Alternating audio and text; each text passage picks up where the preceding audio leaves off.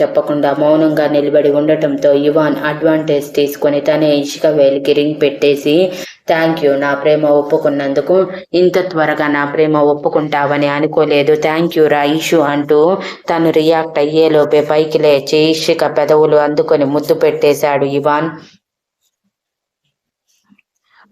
Ivan చేసిన పనికి ఇషిక షాక్తో బిగుసుకుపోయి అసలు ఎలా రియాక్ట్ కావాలో అర్థం కాక మౌనంగా అలానే ఉండిపోయింది. తన పెదవులు ఇవాన్కి అప్పగించి ఇవాన్ తన షాక్ అర్థం చేసుకుంటూ మనసులో, ఇప్పుడు నేను నీకు మాట్లాడే ఛాన్స్ ఇవ్వటం, నాకు నువ్వు నో చెప్పటం, నేను వైల్డ్గా రియాక్ట్ కావటం, తర్వాత మళ్ళీ నువ్వు అలగటం, నేను కోప్పడటం, మధ్యలో ఇషిత ఇరుక్కోవటం, అమ్మో ఇవన్నీ నా వల్ల కాదు.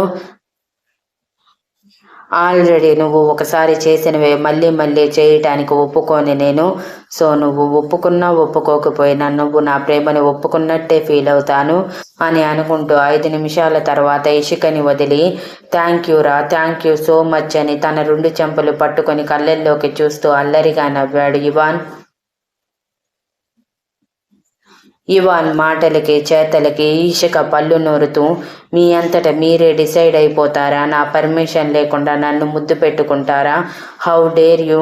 ఈ రింగ్ నాకు అవసరం లేదు, నేను మీ ప్రేమని ఒప్పుకోవటం లేదు అంటూ రింగ్ తీయటానికి ట్రై చేసింది. కానీ అది ఎంత లాగినా రాకపోవటంతో అసహనంగా ఇవాన్ వైపు చూసింది. ఏం చేశావు అన్న ఎక్స్ప్రెషన్తో. నాకు తెలుసు నువ్వు ఇలాగే రియాక్ట్ అవుతావని, అందుకే నీకు నా ప్రేమ రిజెక్ట్ చేసే ఛాన్స్ కూడా ఇవ్వకుండా రింగ్ చాలా టైట్గా ఉండేలా తీసుకువచ్చాను. ఇంతకు ముందు నువ్వు కొంచెం సన్నగా ఉండేదానివి కాబట్టి ఇది లూజ్ అయ్యేది, బట్ ఇప్పుడు కొంచెం బొద్దుగా ఉన్నావు కదా అంటూ పైనుంచి కింద వరకు చూస్తూ చెప్పి,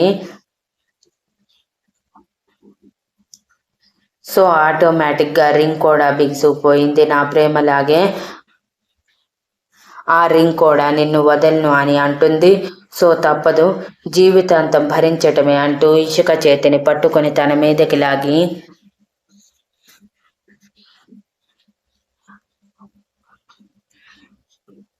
నా ప్రేమని ఒప్పుకోవటానికి ఏమైంది? ఇంత ప్రేమ కురిపిస్తుంటే అసలు పట్టించుకోకుండా ఇంకా ఇంకా నన్ను బాధ పెడుతున్నావు. కనీసం ప్రిన్సెస్ గురించి అయినా ఆలోచించటం లేదు. ప్రిన్సెస్ కోసమైనా నా ప్రేమ ఒప్పుకోవచ్చు కదా. ఏంటి ఒప్పుకుంటున్నావు కదా? ఒప్పుకున్నావు అంతే. అందుకే నేను ముద్దు పెడుతుంటే సైలెంట్గా ఉన్నావు. నాకు తెలుసు ఇషు నీ మనసులో మాటలు. యాక్చువల్గా నీ మనసులో ఉంది నేనే కాబట్టి ఆ మనసు కూడా నేను పూర్తిగా చదివేశాను అని ఓవర్ చేస్తూ ఉంటే ఇషిక ఇవాన్ గుండెల మీద చేయి వేసి వెనక్కి తోస్తూ, ఇప్పటికే చాలా ఎక్కువ చేశారు, నోరు మూసుకొని రూమ్కి నడవండి, రేపు ఇషిత దగ్గరికి వెళ్ళాలి. అండ్ 1 మోర్ థింగ్, మీరు ఏదేదో ఊహించుకోవద్దు, నా మనసులో మీరు లేరు లేరు లేరు అంటూ గట్టిగా అరిచి చెప్పింది. సరేలే, అబద్ధం చెప్తున్నావు, ఒప్పుకున్నాను, పర్వాలేదు, నీ అబద్ధాలు కూడా నాకు నచ్చేస్తాయి ఇప్పుడు అని ఇవాన్ ఇషికని ఏడిపిస్తూ, అప్పుడు రూమ్కి వెళ్ళటమేంటి, నేను నిన్ను తీసుకువచ్చిందే ఇదిగో తాజ్మహల్ చూపించటానికి, సో చూద్దాం పదా అని అన్నాడు. నైట్ టైం ఎవరైనా లోపలికి ఎలా ఎలో చేస్తారు? ఎంత పెద్ద వాళ్ళైనా సరే ఎంట్రీ ఉండదు. మీరు నన్ను ఫూల్ చేయాలని చూస్తున్నారా అని అంది ఇషిక ఉక్రోషంగా. లేదమ్మా కంచు, నీతో ఒక అడ్వెంచర్ చేయబోతున్నాను, లైఫ్ లాంగ్ నువ్వు ఈ బర్త్డేని గుర్తించుకోవటానికి అంటూ ఇషిక చేతిని పట్టుకొని తాజ్మహల్ గోడల వైపు వెళ్ళి, ఇప్పుడు మనం ఏం చెయ్యాలంటే ఈ గోడ ఎక్కి అటువైపు దూకాలన్నమాట. సౌండ్ రాకుండా లోపలికి వెళ్ళి మొత్తం తిరిగేసి ఎక్సైట్మెంట్ ఫీల్ అవ్వాలి అన్నమాట. సరేనా అంటూ ఇషిక నడుము పట్టి ఎత్తగానే, ఏం మాట్లాడుతున్నారు మీరు? ఈ గోడల మీద కరెంట్ ఫెన్సింగ్ ఉంది, ఇది పట్టుకుంటే లోపలికి వెళ్ళటం కాదు, పైకి పోతాం, నాకు భయంగా ఉంది, ముందు కిందకి దించండి అని అనగానే ఇవాన్ నవ్వుతూ, అంత లేదులే, జస్ట్ నువ్వు అటు దూకేసే, తర్వాత నేను దూకేస్తాను, అండ్ ఈ ప్లేస్లో కరెంట్ ఫెన్సింగ్ లేదు అంటూ చెప్పి ఇషికని జాగ్రత్తగా అటువైపు పంపించి ఇవాన్ కూడా వెళ్ళాడు. ఇక్కడ ఇలా ఉంటుందో లేదో తెలియదు, జస్ట్ స్టోరీ కోసం వాడుతున్నాను. సో అక్కడ కరెంట్ ఫెన్సింగ్ ఉంటుంది, అలా దూకలేరు, ఇలా వెళ్ళలేరు, సెక్యూరిటీ ఎక్కువగా ఉంటుందని లాజిక్స్ చెప్పకండి ప్లీజ్. లోపలికి వచ్చిన ఇవాన్ని ఇషిక కొరకొరా చూస్తూ ఉంటే ఇవాన్ ఇషిక చెప్పులు తీసేయమని చెప్పి తను తీసేశాక పద నీకు థ్రిల్లింగ్ చూపిస్తాను అంటూ ఇషికని తీసుకొని పరిగెత్తించాడు. ఇషిక పట్టీలు పెట్టుకుని ఉండటం పైగా గట్టిగా మాట్లాడుకోవటం వలన ఆ సౌండ్ సెక్యూరిటీకి వినిపించి ఎవరో అక్కడ అని గట్టిగా అరుస్తూ అటు సైడ్ పరిగెడితే ఇషిక కళ్ళు తేలేసి వామ్మో సెక్యూరిటీ వస్తుంది, ఇప్పుడేం చెయ్యాలి, నాకు భయం వేస్తుంది అని అంటుంటే ఇంకేం చేస్తాం, పరిగెత్తడమే, రన్నింగ్ స్టార్ట్, మనం వాళ్ళకి దొరకకుండా తాజ్మహల్ మొత్తం చూడాలి అని ఇషిక చేతిని పట్టుకొని ఇంకా స్పీడ్గా పరిగెత్తడం మొదలు పెడితే వాళ్ళు ఇద్దరు కనిపించటంతోనే సెక్యూరిటీ చాలా పెద్దగా ఆగండి, అక్కడే ఎవరు మీరు, అలా లోపలికి వెళ్ళకూడదు అని అరుస్తున్నా పట్టించుకోకుండా తాజ్మహల్ లోపలికి వెళ్తే సెక్యూరిటీ వెనకే వచ్చాడు. నైట్ టైం అయ్యేసరికి ఎక్కువగా సెక్యూరిటీ లేకపోవటం వలన ఉన్న సెక్యూరిటీ జస్ట్ ముగ్గురు మాత్రమే అవ్వటంతో వాళ్ళ ముగ్గురు ఇవాన్ ఇషికల కోసం వెతుకుతూ మిగిలిన వాళ్ళకి ఫోన్ చేయబోయారు, కానీ ఎందుకని ఆగిపోయారు.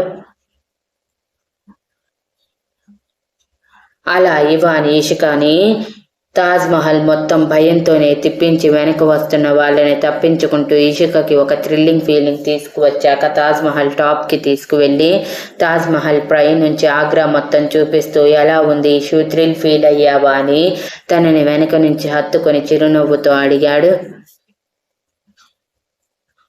అప్పుడే ఆయాసంతో వాళ్ళు వెనక వచ్చిన సెక్యూరిటీ ఎవరయ్యా మీరు, మమ్మల్ని ఇలా తిప్పిస్తున్నారు, ఈ టైంలో ఇలా రాకూడదు, చెప్తే వినరు ఏంటి అని అరిచి కోపంగా వాళ్ళ దగ్గరికి వచ్చారు.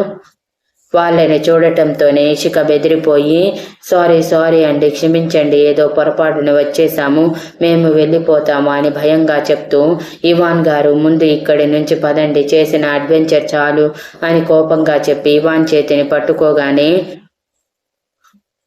ఇవాన్ చిరునవ్వుతో ఇషిక చేతిని వదిలి వీఆర్ సారీ, జస్ట్ థ్రిల్లింగ్ కోసం నా భార్య బర్త్డేని ఇలా సెలబ్రేట్ చేశాను, మిమ్మల్ని పెట్టినందుకు ఇది తీసుకోండి అంటూ తన పర్సులో ఎంత మనీ ఉందో చూసుకోకుండా మొత్తం తీసి సెక్యూరిటీ చేతిలో పెడుతూ అండ్ మేము ఏ తీవ్రవాదులం కాదు, just husband and wife, normal family నుంచి వచ్చిన వాళ్ళం, అండ్ మమ్మల్ని మీరు టీవీలో చూసే ఉంటారు అని తమని తాము పరిచయం చేసుకొని సెక్యూరిటీని శాంతింపచేసి ఇషిక చేతిని పట్టుకుని దర్జాగా మెయిన్ గేట్ నుంచి బయటికి వచ్చిన ఇవాన్ వీపు మీద గట్టిగా కొట్టేసింది ఇషిక కొట్టిన దెబ్బకి అబ్బా అంటూ ఇవాన్ వెనక్కి తిరిగి ఏమైందే, నీకు దెయ్యం కానీ పట్టిందా ఏంటి, ఇలా కొడుతున్నావు, నీ బర్త్డే అని ఇంత గ్రాండ్గా సెలబ్రేట్ చేస్తే నన్నే కొడతావా అని విరుచుకుపడుతుంటే ఇషిక అంతకంటే కోపంగా బర్త్డే ఎవరైనా ఇలా సెలబ్రేట్ చేస్తారా, ఎవరైనా బర్త్డే అంటే స్వీట్ మెమరీస్ ఇస్తారు, ఇలా భయంతో పరిగెత్తేలా చేయరు, మీ వల్ల కనీసం తాజ్మహల్ చూసింది కూడా లేదు, థ్రిల్లింగ్ ఫీలింగ్ అంట మళ్ళీ అదొకటి అని కోపంగా అరుస్తూ నడుము మీద చేతులు పెట్టుకుంది ఇషిక.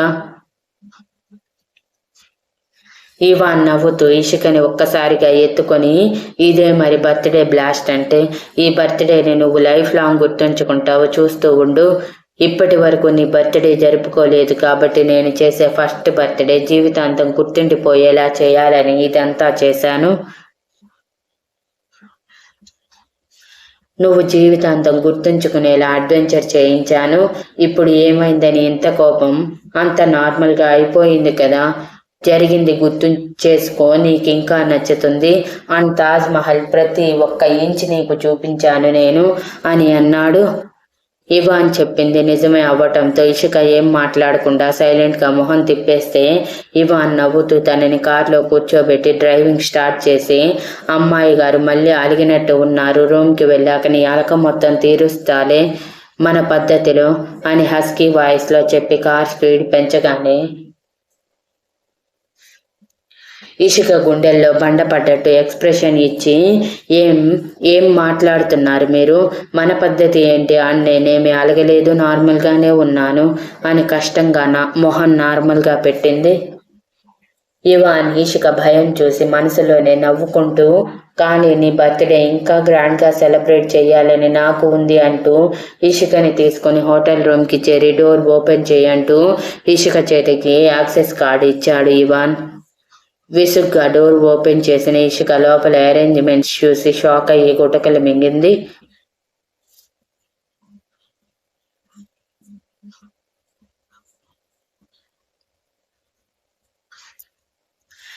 ఇంతలో అక్షిత్ అమ్మగారు లోపలికి అడుగుపెట్టి, ఏంటే నా కొడుకుకి నువ్వు సలహాలు ఇస్తున్నావా, నీకంత రేంజ్ ఉందని అనుకుంటున్నావా అని సీరియస్గా అడుగుతూ అక్షిత్ దగ్గరికి వచ్చారు.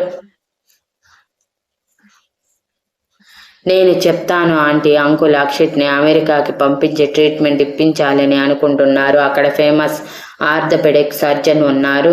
ఆయన అక్షిత్కి సర్జరీ చేస్తాను రమ్మని చెప్పారు. నేను అదే విషయం అక్షిత్తో మాట్లాడుతుంటే అక్షిత్ మాత్రం ఒప్పుకోకుండా ఇక్కడే ఉంటానంటున్నాడు. తనకి కాళ్ళు వస్తే మీకు సంతోషం కాదా ఆంటీ అని ఇన్నోసెంట్గా ఫేస్ పెట్టి అంది నిషా ఆవిడ వీక్నెస్ మీద దెబ్బ కొడుతూ. Thank you for listening and please like, share, comment and subscribe.